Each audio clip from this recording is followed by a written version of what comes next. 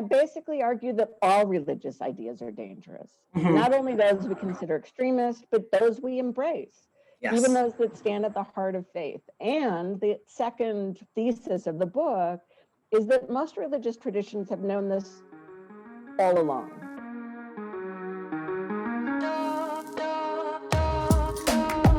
Hi, my name's leowt, and you have found your way to the Conversations podcast. Conversations exist to create spiritually minded conversations about life. We desire to create safe space for dialogue and community. We desire to come together regularly and intentionally to generate conversations about life, belief, and the intersection of the two. Everyone is welcome at the conversation. All right, my friends, you have caught a little bit of our background banter, but if you know me at all, you're probably familiar with my banter. It's a thing that happens all the time. I can see my wife's head nodding in the background, but here we are. So it does make up for a good title of our little series that we've got going on here called Conversations. For those of you who it may be your first time, we do spiritually minded conversations about life. We come together regularly and intentionally with the desire to generate conversations about life, belief, and the intersections of the two. And what's really important for you to know is that we do that without pretext. You can come and you can join the conversation no matter what your starting point is. The only thing that we're really gathering around is just having an intentional, spiritually minded conversation. When I say spiritual, I don't necessarily mean religious. You can be spiritual and religious. You can be spiritual and not religious. But all I'm saying is we're thinking about the things that you can't taste, touch, smell, or see, right? We're talking about those things that exist in the beyond and in the fray. And that's what we're here to talk about tonight. So this is Conversations. I'm Leo, and I have a very special guest with me today, someone who I have been kind of pestering for a while now. And so I'm ever so excited. I'm going to let her introduce herself before we get started. Hi, I'm Rachel Mikva. I am a professor at Chicago Theological Seminary. I teach Jewish studies and interreligious studies. Before I came to CTS, I was a congregational rabbi. I'm ordained in the Reform movement, and I love doing that work. But I also feel like historically and in my heart of hearts, a rabbi is above all a teacher. That role has changed in the United States a lot under the influence of Protestantism, but to me, it's still really about a rabbi as a teacher. So I decided to spend the rest of my life as a rabbi as a teacher. I like that. And I came to CTS because I was really inspired by the idea that they felt that in order to be a religious leader in our world today, which has people who orient around religion in all kinds of different ways, you have to know something about a religion other than your own. And so they wanted me to come. And I said, that sounds great. So here I am. Right. So, I think that's what drew me to CTS. And for those of you who are watching, Dr. Mikva and I are getting to know each other on the spot. So welcome to it. You're watching our first date here. But I grew up as a pastor's kid. My dad is a pastor, ordained I am a PK all the way. And I had a lot of friends that were MKs and PKs. That was just what I did. And so my dad and my grandpa came out. So my dad and grandfather came out of a small kind of evangelical Southern Pentecostal kind of denomination that originates in Ohio. My dad is ordained to the Christian Missionary Alliance. Then after that, and I grew up, I was convinced I was going to be a pastor from the time that I was 5. My earliest memories are holding it upside down like Gideon's New Testament, leading a service like at my grandparents' house, right? But then I came out during my junior and senior year of pastoral ministry college. I hold a bachelor's of science in pastoral ministry, which if I was cis and straight and male by birth, I would have already been ordained. But here we are. I just have this student debt and no title, so we'll just keep pushing onward. But I grew up consummately spiritually curious, and I really was convinced I was going to be a pastor. And then I came out, and then I was like, man, this whole system is just rotten through. And when I was coming out, I was also engaging in my first multicultural experiences because I had grown up in Western Pennsylvania, really small town, no diversity. And so I found myself coming to a place where everything I was taught was telling me everything I was feeling was wrong. And then I was meeting all these people that I was told were other. And so this kind of, there's like a giant ball of yarn, and I just started pulling on the thread. And, here we are 10 years later. But what led me to CTS is that in my undergrad degree, I didn't learn anything about anything other than evangelicalism, like not even other flavors of Christianity. Like my college believed that Catholic people were going to hell. Like, and I think that that's the coolest thing that CTS is doing. Like, we are coexisting. Like, I think probably at least half of my history of Christian thought class are Muslim folks, and I'm reading, Black womanist literature written by a Black womanist rabbi. Like, it's so much better than what I thought it could be. But what I find myself thinking is like, okay, I'm here and we're doing this, and practically it works for me. But our world doesn't think that a Christian and a Muslim and a Jew can have a conversation, which happened 7 days ago here on Conversations, And I think that's what drew me to CTS and to your book, like, to be honest. Well, these conversations, of course, happen all the time, but there are areas where conflict emerges, and there are also, folks who do feel like somehow even learning about a different tradition will somehow undermine their faith. Whereas what we find, those of us who work in this interreligious space, is these rich contexts actually deepen our own faith, in that it sort of helps us see our faith in a new light, and thus it becomes richer and thicker and deeper. And sometimes when we have to explain ourselves to people who don't get it, right? I remember you mentioned history of Christian thought. I remember one of the first times a non-Christian was in that course. I don't teach it, but the professor told the story. She raised her hand and she said, "Who's Paul?" Right? And there were probably half a dozen Christians in the room who should have asked that question, because they weren't, churched in a way that really helped them understand who Paul was. But they would never dream of asking that question. Right. Here she liberated the whole class by raising her hand and saying, "Who's Paul?" And then the way that the different, the professor and different students in the class tried to say who Paul is, they really had to think deeply about their own faith. Yeah, about their own tradition. Yeah. And that's been my experience. I kind of took a break from church. After I came out, I tried to do the ordination thing, and it just went sideways multiple times because people were like, didn't respect my degree, or they didn't respect my orientation. And it was just a lot of, it was too much. It was too much church politicking, right?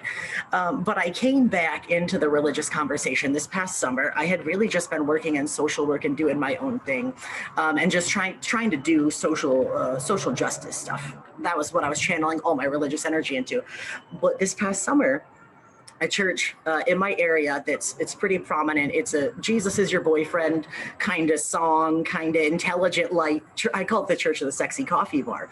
And they were, right, it's pretty accurate. And they were preaching that Black Lives Matter was evil. And their basis for Black Lives Matter being evil was because Black Lives Matter supported LGBTQ people.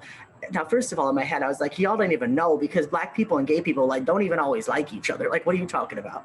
But I wasn't going to stand by and let that kind of thought fly by. So I literally made a Facebook video, and I was like, I don't even know if I want to be a part of the church, but I'm not going to let you say that. And now here I am, in seminary again, and having these types of conversations. But I think that you get to shape the church of the future. So that's right? That's it. And that's where I really want to kind of pick your brain about, because I've been reading your stuff and listening to podcasts of yours. Like, I have a little bit of a fangirl situation going on with you.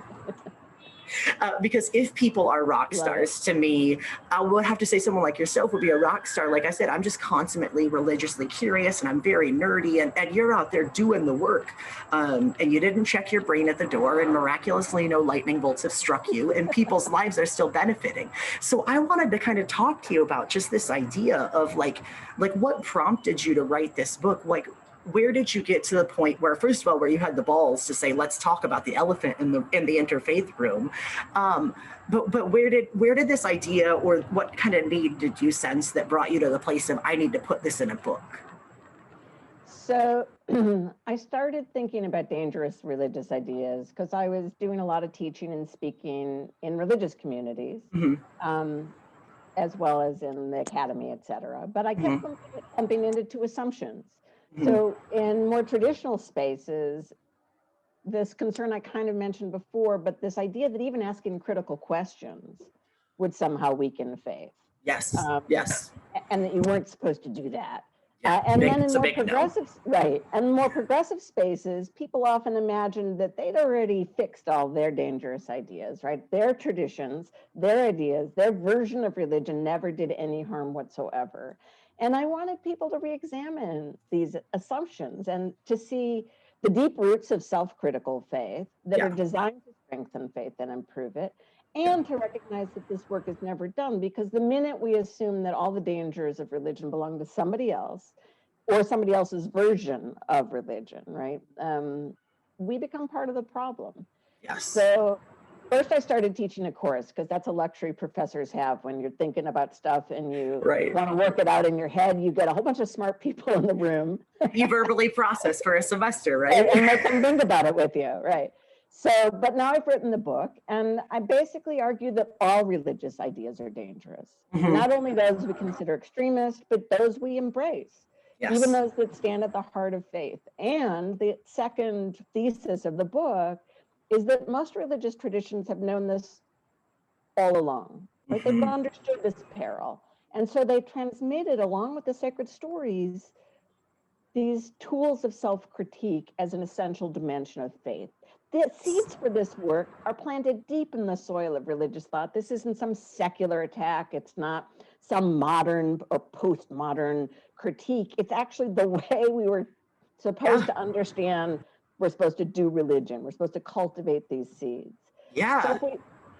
So if we want, you know, the church of the future or the synagogue of the future to be a force for blessing in the world, which it surely can be and has been, then that's work we all have to do. Exactly. And I think that's the thing. So for me, I kind of describe myself at this point, I have slapped the title heretic on fully and just ran with it. You know, yeah, exactly. Like, I think the heretics are the people who want to know shit, right? So like, I'm okay with that, right? Like, yeah, and I want to speak up for heresy, because a lot of times students at CTS will come up with something they think is really radical. And I say, oh, that was a 3rd century heresy, you know, I mean, meaning that there's a whole bunch of people serious about this religion who really believe this and not that. And people voted on it in the council, right? Democracy, except that if you were on the losing side of the democracy, suddenly you were a heretic. Yep, exactly. Origen has, I mean, if you think about it, Origen talks about heresy the way it was understood in ancient Greek, it's just a choice, right? It's not that one is inside the box and the other's outside. I choose this or I choose that. And, you know, we've laden it with a lot of baggage, but we have. I love that. I read about that in history. I read that in History of Christian Thought, and I was like, I'm gonna take this on. Like, someone called me an apostate because I brought up the idea of how like Jezebel might have been a more faithful believer and more committed to her God than like David was. And they just were like apostate, heretic, blah, blah, blah. And I was like, oh, okay, sorry. I read the Bible and thought about it. You know what I'm saying? My favorite thing is when people are like, oh, what did Jesus say this, or what about that? And I'm like, bro, you know that like that word didn't exist in his time. So Jesus never said the word church. You know what I mean? I can't even get into it. But I really like the idea from your book. And I didn't, I'm in the middle of semester, so I didn't get to read everything, but I kind of hit like as much of it as I could. But I liked the starting point that you came from of like, yes, religious ideas can be and are dangerous, and not just the big ones, you know. And I felt like that was something that needed to be put out there, because so many people have been critical of religion for that reason. And religious people are like, we can't hear you. Right. And so I liked that you just put it out there, like, let's just lay it on the table. But I thought that one of the primary things that you pointed out that was really, really so spot on is that if you are going to create, if you're going to have a religion, even if that religion is love, if you're going to have a group based on love, anytime you create a group, there's an other. And as a person who is a queer person, and I'm coming to understand that I believe in queer theology, even though I'm just learning what that is, I'm coming to understand that where I've come to in my thoughts meshes with that, right? But how do you have a system that can be as beautiful as religion can be, but fundamentally it's a system and there's always something outside of it? So like, I don't know, like I would love to kind of talk about your thoughts on that, because like you said in the book, like religion inherently creates an other when it creates, when it creates itself. And so like, as someone who's queer and doesn't really like binaries and doesn't think they're healthy, like how do we navigate that? You know what I mean? Well, I mean, I compare religion to the power of fire, right? Something that in its variety of forms is responsible for great blessing. I mean, we can't even imagine our world without it. But it's also capable of ferocious destruction. And sometimes it's the action of a sociopath, but more often it's an accident, right? It's a byproduct or something that we've justified as necessary for some greater good. For some reason, so, yeah. Right. And so something like the building of community is one of these perfect examples of this double-edged sword, right? The idea of belonging and belonging to something transcendent, right? That connects you to something larger than yourself, that has purpose in existence, right? Those are life-giving kinds of capacities. But the better we are at that, often the stronger the barriers feel to inside versus outside. And it can be large scale, like you count as a Christian or you don't, right? It can be medium scale, which is we're an open and affirming church or we're not, right? And it can be teeny tiny scale, like we have this Bible study at this group and we all love coming to study together. In fact, we've been studying together for years. And that means that when Joe Schmo walks in, it's really hard to break in and to feel like you belong in that group because that group already belongs together. So this is just a human dilemma. Yeah. Sometimes it has, these ethical dimensions, but it's so complicated. So one of the things I love to do with groups when I'm talking about the book is to ask them to identify a dangerous religious idea. And a lot of times people will start, of course, with somebody else's ideas. Of course. It was that guy over there. It was him. Right. His idea. And then I see, no, self-critical, right? And it takes them a while to move past, say it's a progressive Christian group, and they'll first critique evangelical Christianity. I say, no, don't critique Christianity. Critique your Christianity. Yes. So a pastor of a progressive, open and affirming church said, we have a problem around belonging and inclusiveness because we are open and affirming, and we have a member who doesn't feel that way and acted out and committed some anti-LGBTQ vandalism in the church. And what do? Are we inclusive? Right. Or are we exclusive in the way that can affirm these people, but not that guy? And, and there need to be spaces where, obviously, where LGBTQ people feel safe. Yeah. And maybe that guy isn't welcome, but then you have to grapple with the fact that you've built a wall again. Exactly. So, and progressives are great at not recognizing the way in which we've othered more theologically conservative folks. Absolutely. Right? And sort of put them outside the pale and say that they don't get it. Yeah. Yeah. And we can disagree with them about something really, really important. Yeah. Yeah.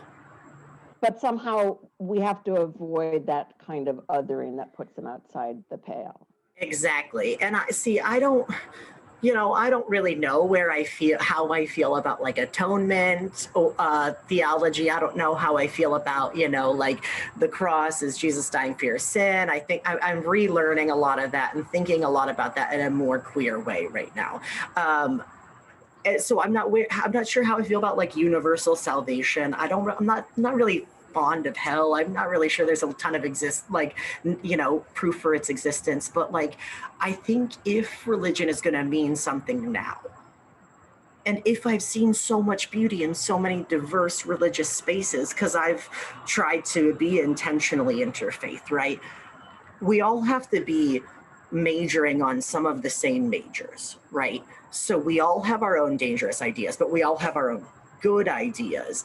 And like, I think that sometimes it can seem almost marginalizing to people to say, oh, well, we all believe the same thing, because we don't all believe the same thing. Right.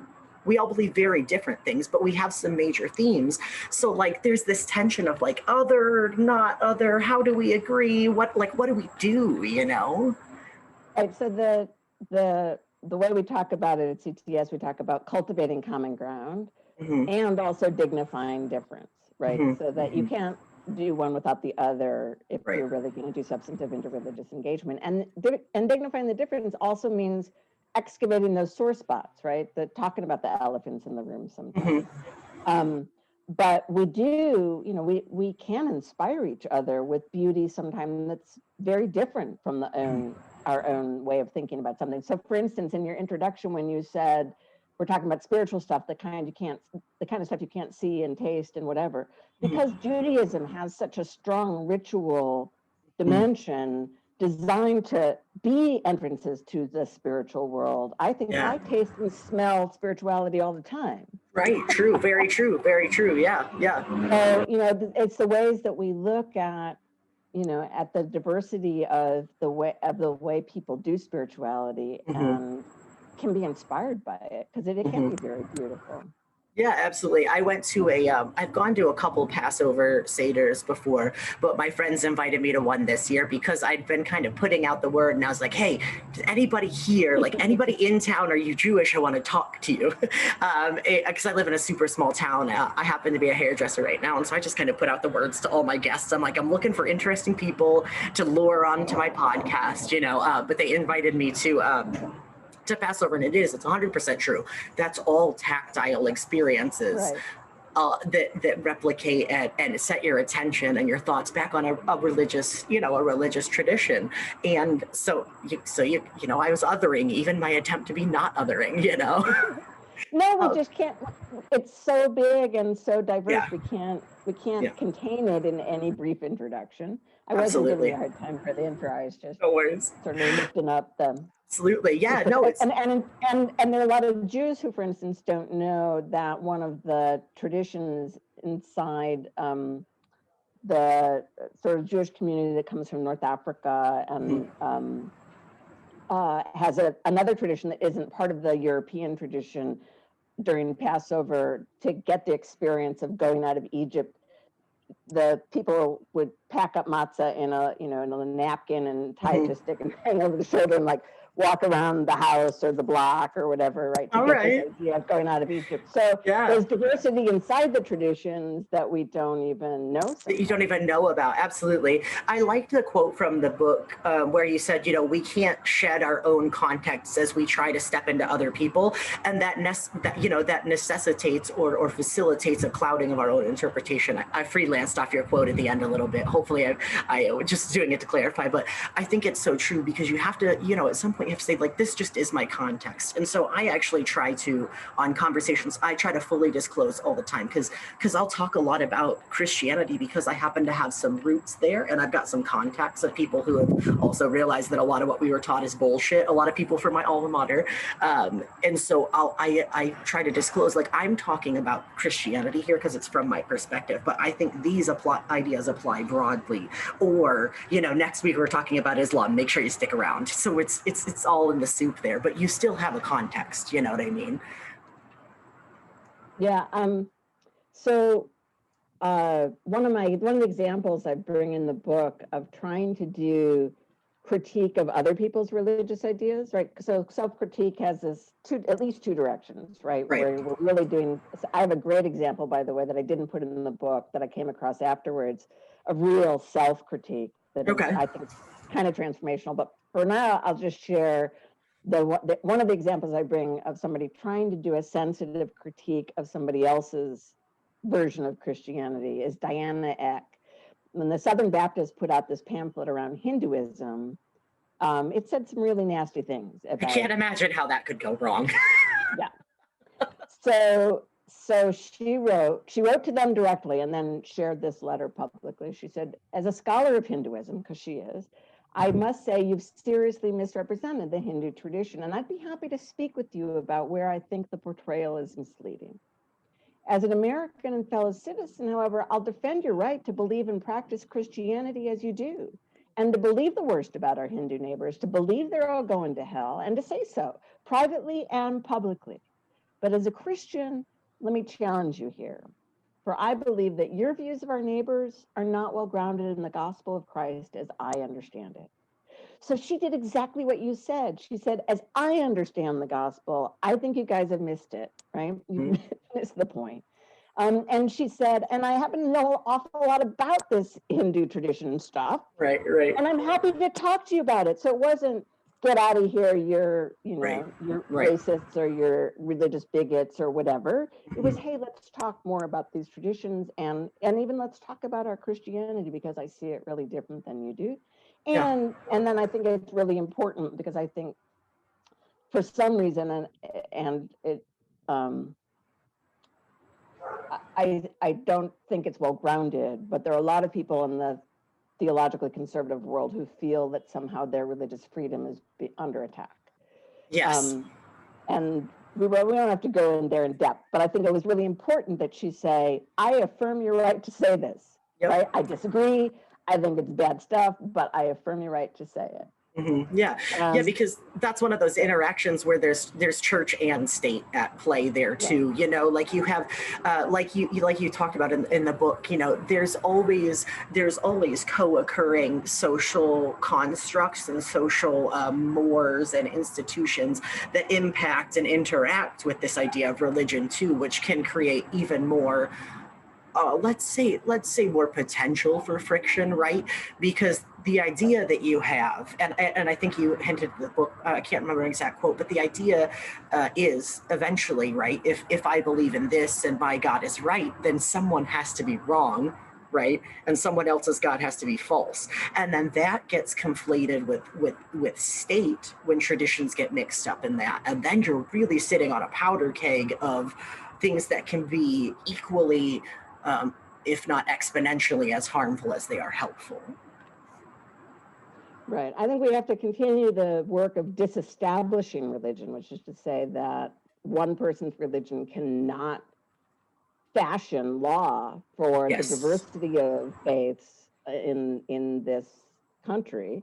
At the same time that we get better at talking about religion together in the public square, right? It's not off limits.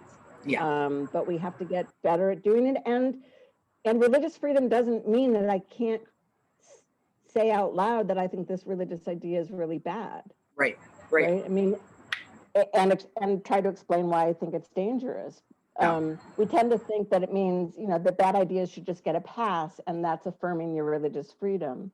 You're free to believe it, but I'm also free to critique it. And of course, it can be done badly and it can give room to religious bigotry, but the religious bigots are out there talking anyway. So we might as well try to model a better example for how to engage each other and challenge each other around religious ideas and also support each other in our diversity.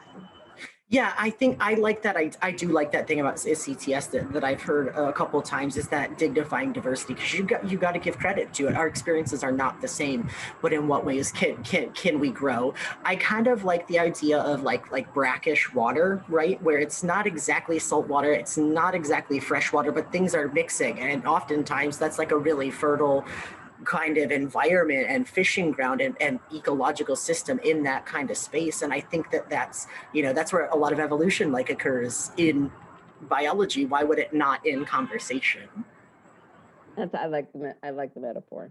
Yeah, it just popped into my head maybe last week, probably because I'm in Puerto Rico right now, and I got to go up into El Yunque, into the rainforest and see a real rainforest for the first time.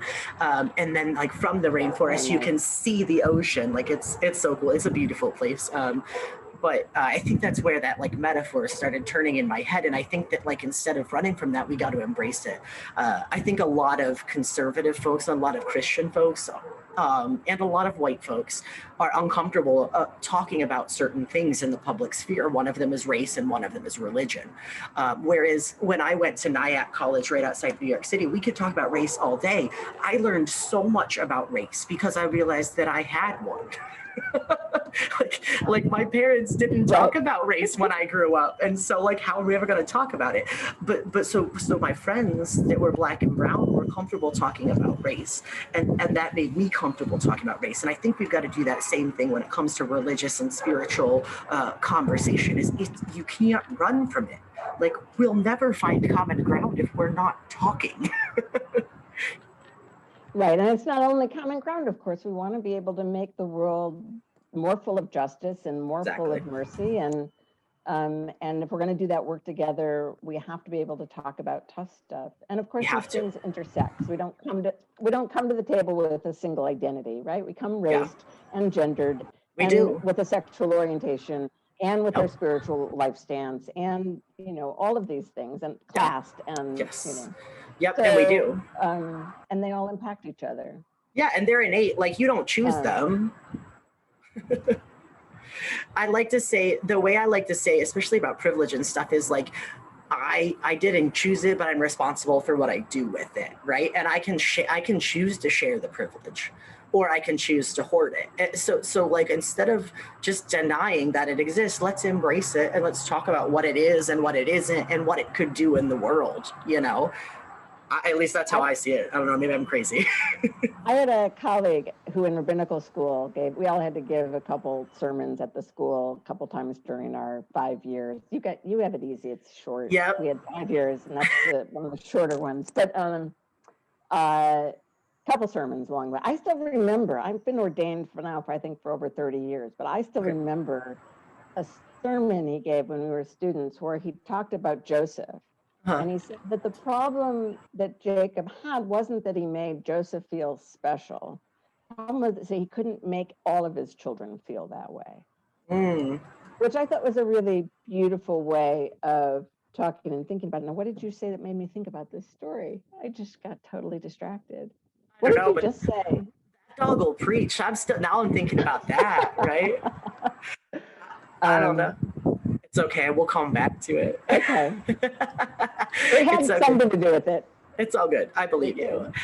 It's so true. Like, I think we were talking about how we've got to have a way to talk to each other. And like, I had to become comfortable talking about race. Yeah. Right. You were talking about privilege. So I was thinking, right, it's not that the things that privilege can sometimes do for you are inherently bad. It's that only you have it and other people don't. Exactly. Right? So Joseph had this transformative, love, sense of purpose, coat of many colors, whatever it is. Yeah, right? Whatever it is. Right. Why couldn't all of his kids, right? All the kids have that. Yeah, feeling. absolutely. Yeah, and I think ultimately that's where the idea of justice comes into play for me. And that's why in the years where I couldn't find a space within a religious community, which was absolutely devastating to me, to be honest, because I double-fisted the Kool-Aid that I had a calling and that I was special and that, it was an individual calling. And my whole world was Christian. I was in it to win it, in terms of Christianity. And I had to give that all up. And so in the interim, I came to this idea of justice, because if I can't be in a sanctuary, I might as well be working to make the world a place where the privilege is more equally distributed, right? Idealist, I know. That's why I ended up in social work and subsequently burn out in social work. Yes. And now I'm here. I liked one of the things that I talked about. Now, you and I don't have to talk about this for very long, because frankly, intellectually in my head, I'm in a different place than I think a lot of people are when it comes to scripture, which is like kind of the first section of your, like those couple sections, right, of things within religion that could be dangerous. But like the idea of scripture, I want to make sure I mention it, because I know that not everybody has the kind of conversations that you and I are privileged enough to have on a daily basis, in an academic setting. But for me, when I think of scripture and when it comes to dangerous religious ideas, and I think scripture is innately dangerous, because it's the idea that I'm holding the rules that God gave.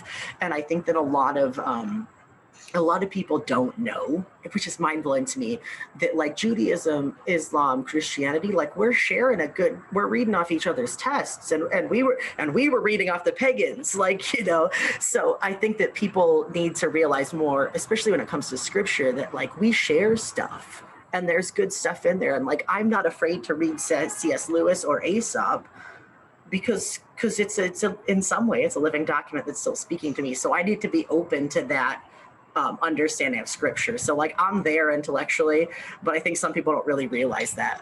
What would you say, at least in terms of your experience, because you've got a lot of interreligious experience here, how do you think that, you know, people tend to interact with different scriptures and shape communities that understand and support the validity of all scriptures, you know? So people, you know, as they do in general, around scripture, people respond in all kinds of different ways. So there are beautiful efforts like an international organization called Scriptural Reasoning, which brings, it was historically Jews, Christians, and Muslims, and now it's expanded a little bit more broadly to other Eastern traditions that do have sacred texts, to come together and read each other's scriptures together, passages that's kind of interrelate and talk to each other, and just sort of come to understand each other's sacred stories.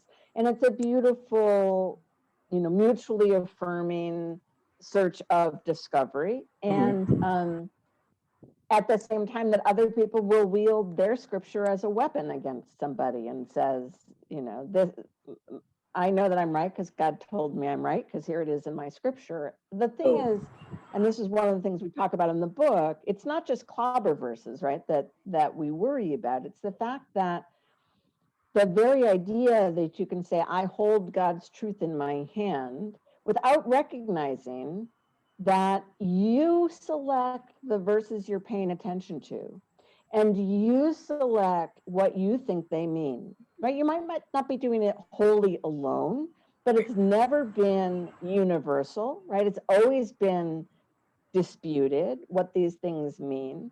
And in fact, if you would read your scripture a little more carefully, I could show you some things. Yes. When you were going off on this, and I think it was like maybe like chapter 2 or so, my highlighter was like, like I was just loving it because you're just so right. Like, especially in terms of interpretation, like, I don't know how it's 2021. The last year has really shown me a lot in terms of hive mind, but I don't know how in 2021 we still have to explain to people that you read with the context. Like, did we not take English class, people? Because I remember hearing this shit in like 8th grade. Right. But at the same time, you know, because scripture is another one of those ideas that has both the dangerous part and the really wondrous part, right? People of the book assign abiding relevance to a text that they deem sacred, and it's full of promise too, right? It's a kind of a control of the human experiment in our development. We can test out new ideas. We can kind of put a check on less worthy desires that can call us to account. It can challenge us to grow in goodness, but it does also canonize othering and provide this sense of ultimacy so that we sometimes end up forfeiting other values. And which brings me back to, actually, I wanted to share with you my favorite example of self-critical faith. Yes. It comes from an evangelical Christian, a pastor, a reverend named Rob Shank, who, with his brother, really began the anti-abortion movement. So people don't know this, but the evangelical community supported Roe v. Wade when it was first issued. Right? No religious idea has always meant what people think it means. Exactly. Right? And so the evangelical community at first supported Roe v. Wade, and Reverend Shank was among the people who felt differently about fetal life and started organizing a movement. But last fall, he published a series of blog posts about self-critical faith. It was basically what's going on with evangelical Christianity. Yeah. And he talked about himself losing sight of the welfare of pregnant women, losing sight of the greatest commandments of loving God and loving neighbor, losing sight of everything that's required to be pro-life, as taught in scripture, right? Including life beyond the womb. And he acknowledges that he got caught up in the culture wars and in the rightness of his cause and the glorification of his own reputation, and helped to birth this movement that evidently was not pursuing the common good because it resorts to violence and it's abandoned all its other ethical commitments. All of them. He still believes fetal life should be protected, but not at the expense of women. And he's willing to sit and grapple with that with other people in the pursuit of common good. And Wow. also began to explore what Judaism says about the beginnings of life, because he recognizes Jesus was a nice Jewish boy. So as Wow. self-critique, I was just blown away by this, because of course it makes the point way more effectively than I ever could. Yeah. And it reveals to progressives this intra-faith diversity that challenges a bias I sometimes find in progressive spaces against evangelical Christianity, right? It's hurt real people. There are communities and individuals who have hurt real people, right? And we need to challenge evangelicals to do that in real time and in powerful ways. At the same time, we can't lump all evangelicals together and have them always be the problem, right? Rather than the people with whom who are different from us, with whom we interrelate. So anyway, Schenk's blog post blew me away as having this wonderful capacity to recognize he was reading particular parts of scripture and ignoring other parts. Right? But even if you are a biblical literalist, we're still doing the choosing. Yes, thank you. Yes, even if you're a biblical literalist, you're still doing the choosing. Now, I mean, he probably is virtually canonizable for like evangelicals if they believed in such, right?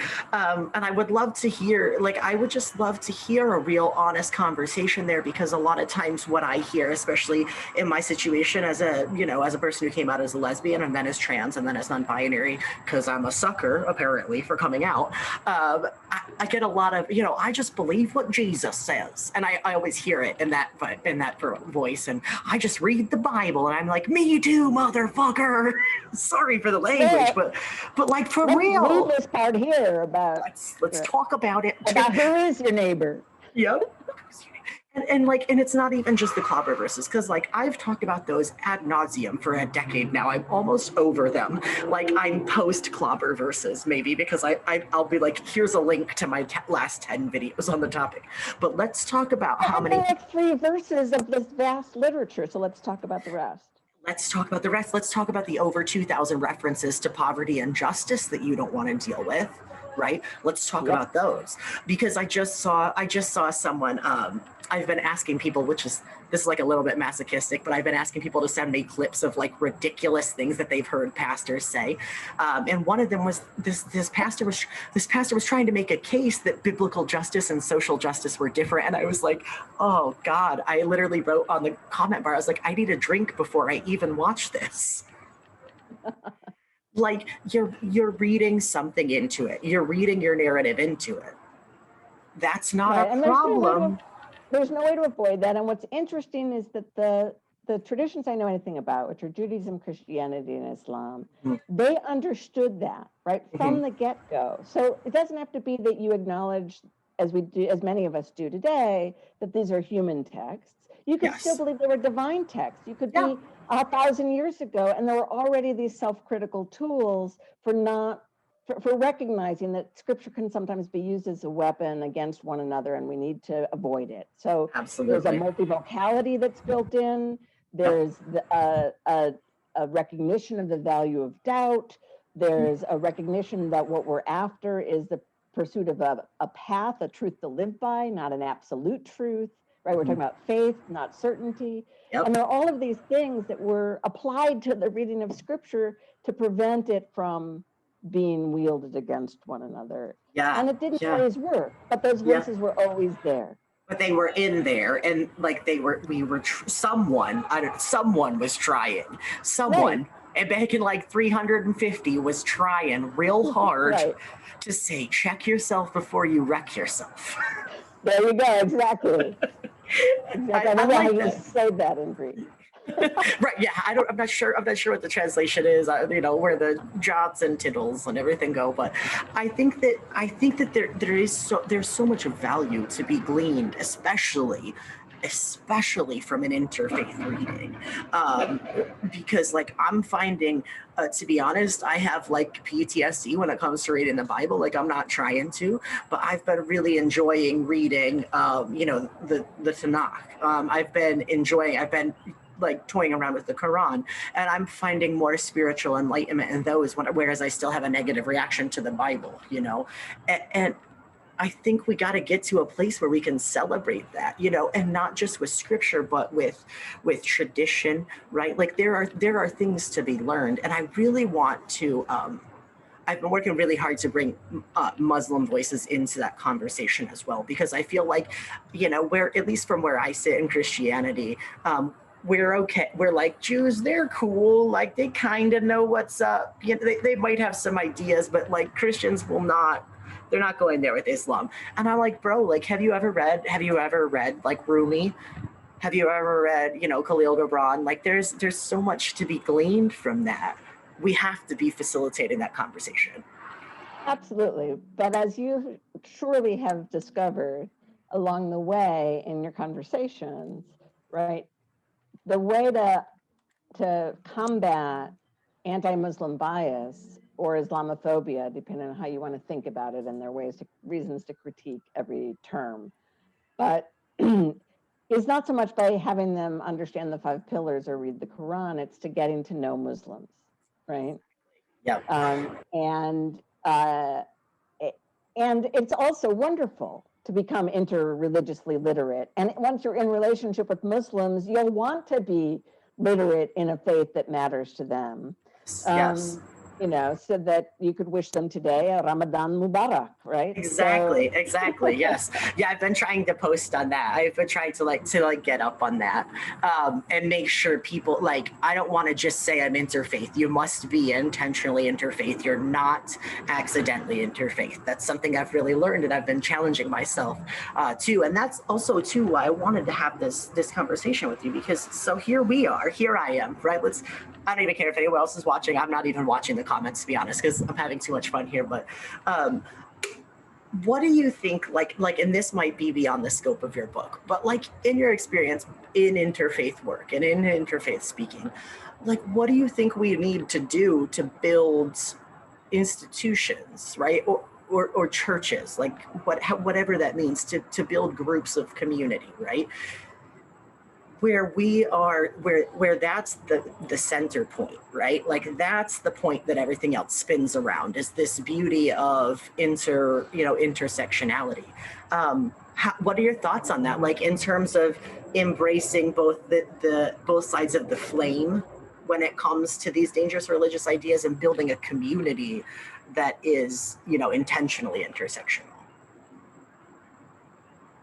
So there are 100 ways to do it, and I think people have to find their niche, right? Mm-hmm. So, and I like to think, at least in my work as a congregational rabbi, that a synagogue was very much like that, right? That some people came to study, and some people came to pray, and some people came for the community, and and some people came to do social justice work, and there were lots of different doorways in, and then we were together in community, and we tried to figure out what that meant together, having I like that spaces. Yeah. So I think there are lots of different ways to live into our commitments, which do intersect. And so one of the courses where I'll see you is living into our commitments. I saw that. And, because CTS has these great aspirational commitments around race and gender and sexuality and class and religion and environment. But as you said earlier, you can't just casually say, well, I believe in that, right? That's not a commitment. How do you live into these commitments and make them real? So, I do often center the interreligious dimension and then have the intersected stuff come out of that. So, so for right now, for instance, we're working on a project that's going to be an interactive website that does anti-racism work. Oh, cool. For religiously diverse communities, right? Ooh. So the idea is that it's not only about learning about systemic racism, it has those tools, but it's also going to be kind of a spiritual pathway for sustaining anti-racism work. So it has teachings from multiple traditions that could inspire and inform the way we think about this work. It will have ways for activists to hopefully engage one another and very cool and generate some cool stuff. So I have no idea how impactful it will be, but we do have a wonderful project director, Camila Mumin Rashad, coming to help put it together. And oh, cool. So we're very excited about it. But I think that in out in different people's communities, like what can you, I'm in this small town, we didn't even have any quote religious diversity. I love it when students tell me that. Yeah. It's like, I think you're wrong. Go to the meat packing plant. Just open up your eyes. Yeah. Go to the nearest campus, go to the, look harder and I bet you'll find it. Yeah. But one of the interesting things we've discovered during COVID, of course, is we don't necessarily have to be geographically close to one another in order to connect. So, there are a lot of communities that have started some interreligious work. Sometimes it starts with really basic stuff like, hey, let's feed hungry people together. Yeah. Yep. Or hey, Thanksgiving, it's got some historical problems, but pretty much we do it across religions. So let's do an interreligious Thanksgiving service. And sometimes they're terrible. Yeah. Right? But at least there's a community that's trying to figure out how do we celebrate the religious diversity in our community. Sometimes it comes up as a matter of law. So there was a community with a growing Muslim population, and they wanted to have the adhan, the recorded voice of the call to prayer come out publicly in the community 5 times a day when the Muslims are called to pray. And do you make space for that in your community? Church bells ring, out in public space. How about the adhan? So it comes up in social justice work, it comes up in law, it comes up in just trying to create sacred space together. You can seek it out in these efforts like scriptural reasoning or ways to study and grow together. But I think that the more we actually meet each other, right? The better that work progresses. And I think, for instance, this is the reason that the LGBTQ community has made so much progress, although there's so far to go, but so much progress so quickly, is that everybody actually knows somebody who's impacted by LGBTQ legislation, social practices, religious treatment, etc. And it's changed, people's attitudes pretty rapidly. And there's still, like as I said, a whole lot of work to do. Yes. But I feel like in terms of social change, that's pretty fast, right? Like it's turning the Titanic around, right? It reminds me of it's a very slow boat. I don't know if you've seen the movie Milk about the politician Harvey Milk. It reminds me of the scene where they're in the basement and he's like, "Are you out?" And he's like, "Call your family." Like they have to know. And I think that that's true. That's true too. And I've noticed that part of what I'm trying to do in my small town, and then also in my small, I have inroads to a small cloistered religious community, and like they're not happy I have them right now, but I got them because welcome to the Nyack College alumni page. There's a plug for you, but I'm posting this all over the place. Like I'm trying to build connections with LGBTQ Muslims. Like in leading up to the Holy Month, I had an LGBTQ non-binary, like Jewish person who also happens to have autism. I had an LGBTQ Muslim. I have myself. Like we're trying to get those different voices out in the public square, and I think you have to intentionally do that. And I think an important part of what you've been saying is that you leave the criticism of faith belongs to the people of it, right? And it becomes problematic when we aren't critical of ourselves. It's not my job to criticize Islam. It's my job to criticize Christianity, right? And if we set ourselves up with those expectations of personal responsibility, perhaps we'll be in a better place. So I actually wouldn't make that broad a claim, although there are people who think that that's right. That's certainly careful, right? Mm-hmm. But I, for instance, recently published an op-ed in USA Today criticizing Christian nationalism. It wasn't a critique of Christianity, right? Because Christian nationalism is distortion of Christianity. Yes. But it is a manifestation of Christianity that I think is dangerous to our collective well-being. And I cited Christians who are doing that work, the Christians Against Christian Nationalism group, but I felt it was important for me to say, hey, I think this threatens my well-being and the well-being of other non-Christians in the way that it is trying to impose this sort of idolatrous version of Christianity through the state.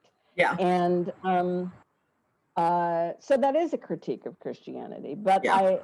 and there were people, well, as I said, I tried for it not to be a critique of Christianity, but specifically of Christian nationalism. But there were people who felt it was a critique of Christianity, and of course, felt deeply offended that this rabbi would say such a thing. So it's fought, right? There's no, however careful you try to be about this, whether it's intra-faith or interfaith, critique is always going to be taken personally. But I wouldn't put off limit. I wouldn't say that we can critique a religion, right? We can critique an idea, right? True. Something that's happening True. as a manifestation, and claiming that religion as its justification, and that we can critique. That's a good Right? point. One of the That's a very problems good about the point. anti-Muslim bias is people are just throwing shit at Islam for no good reason, pretending that there's a threat when there isn't. Right. These anti-Sharia laws are absurd. Right. Because A, we don't need them, and Muslims are not pursuing Sharia to overtake the legal system. I just don't understand that.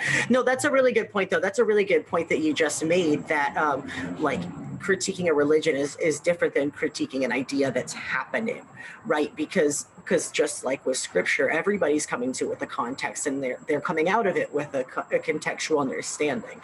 And so a lot of times where we see these kind of like Christian nationalism, for example, we see this rampant kind of dangerous, vile, whatever offshoot of Christian theology, and it's not Christianity. It's this idea that comes from it.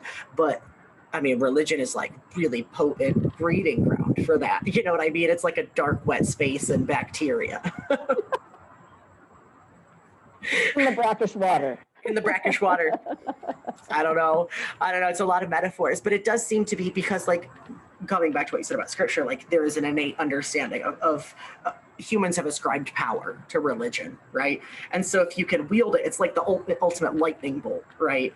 And so there's so many ways for it to go sideways. So right, and there are all kinds of ideas that have, some of the same dichotomy or dialectic of potential positive impact and dangerous impact, right? Yeah. But there are particular qualities to religion, and one of them you just named, and that's that sense of ultimacy, right? This one overrides everything else, and that gives it a particular kind of power. It does, yeah, absolutely. That's definitely. I can't remember all of the things that you had listed that make religion potentially dangerous, but I could see that being an absolute main tenet or facet of it that gives it the power that it does, is that ultimacy. And that I think you see that a lot in terms of like, oh, I'm chosen, or I'm God's chosen one. Well, what does that mean about the rest of us? Like, you know what I mean? And that's a big assertion I think that people like to make, is like, especially with like a prosperity gospel type mindset, is well, God chose me and God's blessing me. But like the backside of that is, what are you saying to everybody else, right? Yeah. Like, am I not chosen? Am I not blessed? Like, what does that mean? Right. I have to say that. So it's so interesting to me because, and I keep saying essentially the same thing, but it can be so good, but it can be so bad. And I think that's probably because that's my context right now, is trying to figure out why the hell I can't give up on faith. And I'm not diehard Christian. So actually I would probably never walk into a place or a space and describe myself as a Christian. There would be a paragraph about how I used to be a Christian, but I would never just say Christian,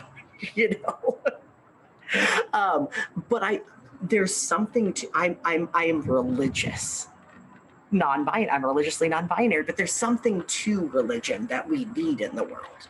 And so I guess the real question is, what can you do in your time and space to mitigate the danger, but really embrace the beauty of it, right? Because there's something that religion brings to the world. There is, Absolutely. When early in the book, I go into this deep dive, kind of a nerdy thing, where I'm talking about what I mean by dangerous, what do I mean by religious, and what do I mean by ideas. And when I talk about religion, what do I mean by religious? I end up looking at, rather than trying to define religion, because people have failed to do that for centuries, I look at the way it's working on us, right, and in us. And it's part of our psychology, right? Our will to pleasure, our will to purpose and meaning, our will to power. It's part of our sociology, right? Our buildings of community. It's part of our anthropology. It's part of our biology, right? There's interesting studies being done about the way it is built in some ways to our DNA and to our evolution. So it's absolutely so deeply embedded that it's A, very powerful, but B, awfully, full of the potential to do good work through our being. And I think that the key is self-critical faith, right? The capacity to recognize how religious ideas, including those taught in our own traditions, including those that we believe have value, can also be a source of harm. We need to recognize that. Yep. We need to recognize that that faith isn't about certainty, and it's not about absolute truth, but the truths that I am going to live by. I'll tell you a story in a second about what one of my rabbis' answers to an interesting question. Anyway, but another part of self-critical faith is the desire to grow and change in the way that we think and believe, and to see that our traditions, the profound dynamism of them and their multiplicity, is one of the gifts, right? It wasn't ever meant to be contained in this tight little unchanging. It always has changed, right? The box that you think is never changing changed before that box was built, right? Yes. And so we have to deepen faith by allowing for that complexity, and then we have to be willing to live in that tension with a commitment, hopefully, to our common good. Yeah, we need a commitment to intellectual honesty. Like, I think so many people, and I'm pretty sure this was something that you touched on right after that. What is religious? What is dangerous? What is idea? Was the intellectual dishonesty of kind of denying these components of religion, right? Like, you need to be intellectually honest, and you need to say, this is what I believe. This is where I'm at. This is what I can support as fact. This is what I've been taught, and just have an intellectually honest assessment of where you are and where you're engaging in the conversation from. You have to have it.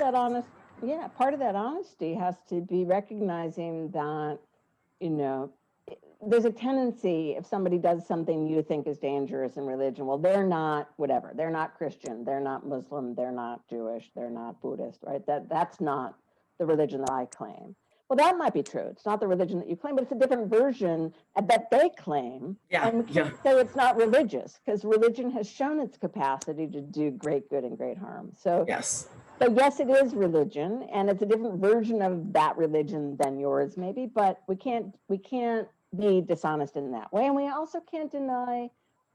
So there's another way to excuse the bad stuff that religion does by saying, well, that's just like political purposes, misusing religion to do those things. And while there's some truth to that sometimes, religion is still the spirituality that drives it, that justifies it, right? It's and I say this about the Capitol riot, right? Those people who were there, thanking Jesus that they had taken the Senate floor, there's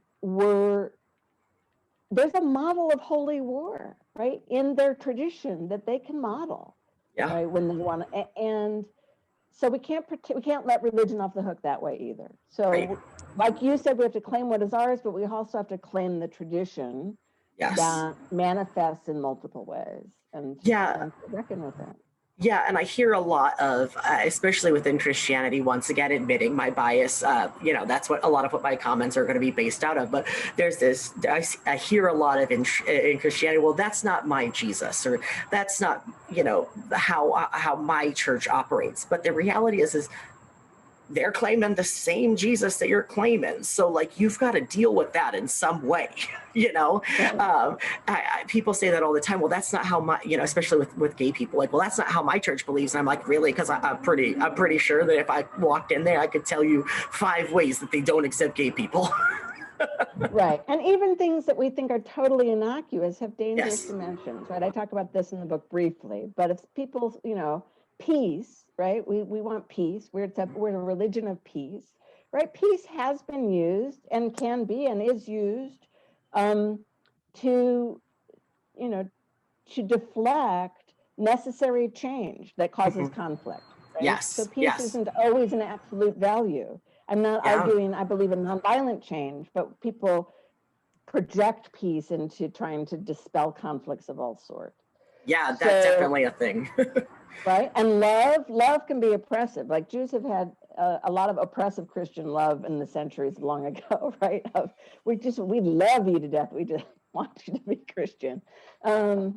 I don't know how you all put up with us, to be honest, because you were like there. You were like, yeah, we've been here. We've been saying this since literally before Jesus was born, and you guys are just catching on to it. And then you have the Christians that are all like Yahweh, Mashiach, like just throwing out like Hebrew words. And I'm like, have you ever read another Hebrew word? Would you know what that looked like on the page? Like, stop just appropriating. Like, I don't know how you guys put up with us. Philo-Semitism is better than anti-Semitism, so I just keep working on the improvement project. Right, you're like, we'll take that. But the survival is akin to what, so I co-teaching a course with Dr. Christoph Ringer called Justice at the Intersections, Race, Gender, and Religion in the South. And it was supposed to be a study tour, it was supposed to go last May. But anyway, we're doing some preliminary reading and discussions with the students. And one of the students kind of privately asked, how is it really directed to Dr. Ringer, who's African-American, who said, how is it that you like just don't wake up every day just furious, right? Just full of rage at white people. And Dr. Ringer said, that assumes that I wake up thinking about white people, right? I mean, your whole life can't be about the oppressor, right? The survival is about that which in your own culture and tradition, which gives the heart and soul to your being.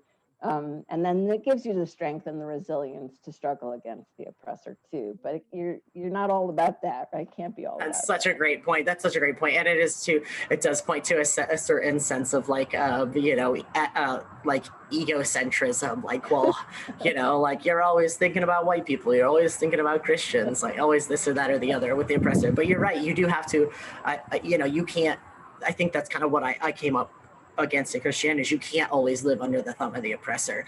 And sometimes you've got to wake up and you've got to see the beauty that is in your life and you've got to go for it and embrace it, because if you just stay stuck on the oppressor, you'll stay stuck on the oppressor and it's not a fun place to be, Right. What would you say, now this is just a purely curious question, were you born into Judaism? Did you choose Judaism? Because I know a lot of, something that I've heard is that Jewish people be like, bro, you don't have to become Jewish. Like it's a commitment, so how did you come to Judaism? So I was born as a Jew. Both my parents were raised as Jews. My Jewish heritage goes back as far as we can trace. I don't have a lot of family left. A lot of them were killed in the Shoah, but one small branch escaped to what was then Palestine and now lives in the state of Israel, and one small branch escaped to the United States between the wars and is here.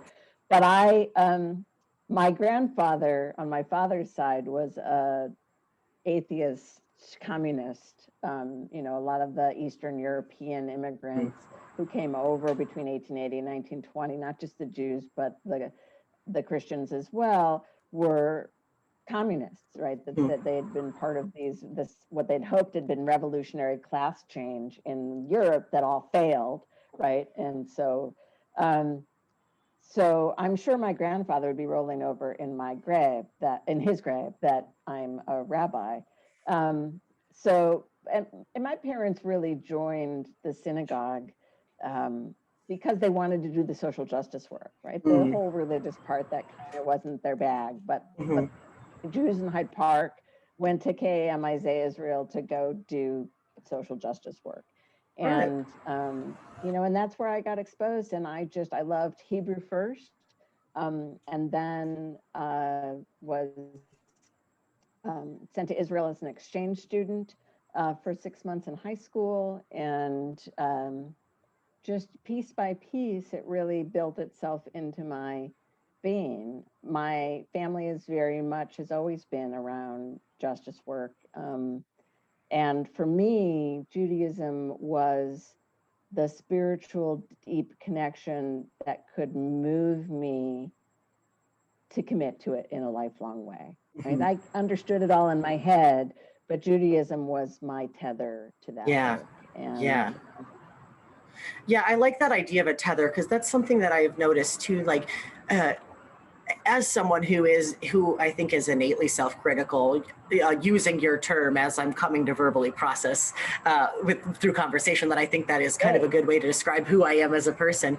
I don't know how, because God bless my family if they watch this. Not entirely an emotionally aware group of people, right? But I've been through a lot of counseling, and I feel like I am someone who has come to this place of being self-critical. And in that, I've learned that there's something about Christianity that tethers me to like the parts of myself that I aspire to live up to like use to the fullest, right? Because I think they are a good thing, right? Which is where I've lost that idea of original sin along the way. But there are, and there's something that tethers me to that. And that's why I can't just throw the baby out with the bathwater, because it'd be real easy for me to be like, screw Christianity, right? That would be the easier way. But for me to sit here and kind of like logically think about like, what is it that keeps me tied here? It's reminiscent of your thing, like the thing that you said, where like it was strong enough to make me commit to it, that's beautiful. Yeah. I mean, there's a Yiddish word, kishki, which has to do with your intestines, right? But we talk about kishki memories, right? The parts of our being that are sort of deep inside. When we want to begin to imagine the world transcended and transformed, they're often that space that capacity to imagine is filled with the tools and the teachings that first illuminated, in our guts, in our core being. Yeah. And so they can remain even when we recognize problematic elements. Right. They remain our gateway to transformation. Yeah, and I think that that's what keeps me. I guess that's what keeps me staying the course. So I have to attribute it to just my ability to be stubborn, because my wife's sneaking behind the camera right now. I've trapped her in our room. She's a ballerina. It's fine. It's whatever. It's a joke. But there's something there in my guts that I just can't like shake it. And damn, if I don't wish I could, you know what I mean? Like, oh, that'd be so much easier. But there's something there, and there's something of beauty, and there's something of value. Did you always want to be? Go ahead.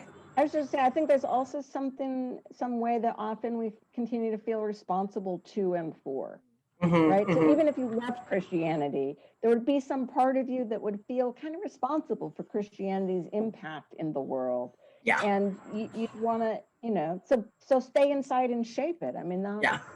I think that's the point I came to this last summer, where I was like, I don't even know if I want to claim y'all. Like, I don't know what is the position, but I'm like the crazy uncle that keeps coming to the family reunion at this point, because I keep saying this, like, I've developed this attitude, and I'm okay with it. Like the bigger my beard gets, the sassier I get. I don't know, but I'm like, listen, I am the person that you don't want to come to the family reunion because he's drunk and high and he's telling people about all these cool new ideas and he's pulling the kids astray. Like, I have spent so long dealing with Christianity that now Christianity can deal with me. Oh, I like it. Yeah. I think it really is that whole attitude of like, I'm going to change it from within. Like, you might not even want to claim me, but I will claim very loudly that I came from you. I do it every day. But what would you say has been one of the, kind of just to wrap it up, one of the things that we talked about tonight, like that if only people are only going to remember 2 sentences of this conversation tonight, what would you want people to remember? Or if there's something that we didn't talk about that you want people to take away, what would you like want people to just burn into their brain after this conversation? Well, we were talking a lot about the book, so I'm thinking in terms of the book. There might be other things if I didn't have the book on my mind. But I'd say all religious ideas are dangerous, including yours, right? So grapple with it, recognize it, work at it, recognize that there are tools of self-critical faith that are deeply embedded in our traditions that we should excavate and embrace and use, because it will make our lives richer and our world more beautiful. Like that, absolutely. And I should have given you the forewarning. Like one time I asked someone, what's something that you would want people to take away after the conversation? They said, eat the Taco Bell, it's not that bad for you. So like, I don't know. We could stick to the book, we could go a lot of directions, but I think that that's a beautiful and poignant place to point out. And I think it's true with any belief system too, because we talked about, it's so funny because I had like an atheist, I had Ryan Bell on, who was a former Seventh-day Adventist minister, and now he's an atheist. He runs a podcast called Life After God. And then the next week I had someone come on that was talking about secular humanism, and they were both kind of talking about how they picked that up in lieu of the church, but it wasn't like they gave up belief, they just picked up a different one, and so I think that no matter what your belief system is and your spiritual ethos, right, you need to be self-critical, and you need to wrestle with it, and you need to figure out, what are we keeping here, what are we measuring on, and what's moving us forward. So my colleague, Rabbi B'nai Lappi, has this theory she calls the crash theory, and she uses it, she built this analysis thinking about Judaism after the destruction of the Second Temple by the Romans in 70, right? And they have to reinvent Judaism, right? She says, but they're not, it's not the only people that's ever experienced a crash, right? And it can happen around our religious perspective or something else key about our worldview. But she says, everybody will hit a crash, and there you have three choices. You can deny that the crash happened, right? And continue to believe what you did, your life experience notwithstanding, right? Just pretend that doesn't mean what it obviously means, or didn't happen, or whatever, right? Yep. And just believe what you always believed. Or you can abandon what you believed and go find something else, right, that makes room for that thing. She says, but recognize that will crash too, right? At some point. And the third choice, and she says, and this is what Rabbinic Judaism did, is that we're going to engage in our self-critical faith that we've learned from Hebrew Bible, because it's all through Hebrew Bible. And we're going to figure out what we can salvage, what still makes sense in this world, and what needs to be transformed. And that's the dynamic faith. That's the faith that is resilient. That's the faith that survives millennia. I love that. I'm going to think about that for a minute. Like, this is the point of the night where I just hit pause. I'm like, see you later. I got to go think about this for a minute. But that's so good, and it's so true, and I think it's so necessary. I have to thank you so much for coming on. My pleasure. I'm not kidding you when I say, like, I'm super nerdy, and I just got the tattoos to look cool. Like, it's all a farce.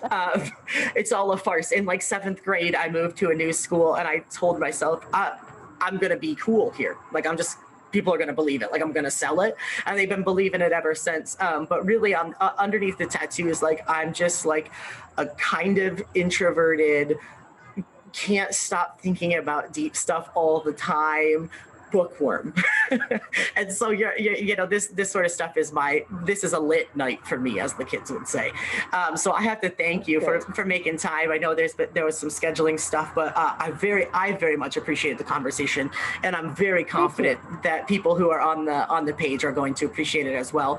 Mostly because I've recruited a bunch of former heretics from the former Christian and Missionary Alliance Nyack College. Like, what they're actually trying to block me from the alumni group right now. They're like, get out of here. But that's cool, because I think that's where I'm supposed to be. Like, someone's got to take responsibility for y'all. Apparently, it's going to be me. I'm all from agitated in that space. I just hope that they can continue to let you. I hope so. We'll see. I mean, I'm pretty loud, so. If people want to get in contact with you, what would be a great way to get in contact with you? Contact information that you feel comfortable sharing? Should they look you up at CTS, or what would be best? They should look me up at CTS. My email's on my faculty page there. Perfect. There's also a website with my name that has some of my articles and other things, so that you can sort of find out stuff. Perfect. Yeah, and if you're interested, you can find the op-ed that Dr. Mikva mentioned. Comes up pretty quickly in a Google search. You can find it pretty easily that way. So I was like all over. I was like Googling you. I was looking up your stuff in podcasts, because I like to prep when people are going to come on. And I don't have anything else to read or study. Not like I have 2 or 3 tests for this week. No classes, nothing. I don't run a business and have 5 kids. Like, it's fine. But thank you so much for coming on. I will make sure to put your contact information in the show notes, and I'll probably be hitting you up again for another conversation. It was great to speak with you. Thanks for the invitation. Absolutely. You have a good night. Everybody else, you have a great night. We'll see you next week. Bye. Bye. This has been the Conversations Podcast. Thank you so much for joining. If you have any questions or comments, or just want to get involved, feel free to join the conversation on social media. You can find us at Conversations Official on Facebook, Instagram, and YouTube. And please don't forget to rate, follow, and share this podcast. We're available on Anchor, Spotify, or wherever you get your podcasts. Thank you so much for joining the conversation.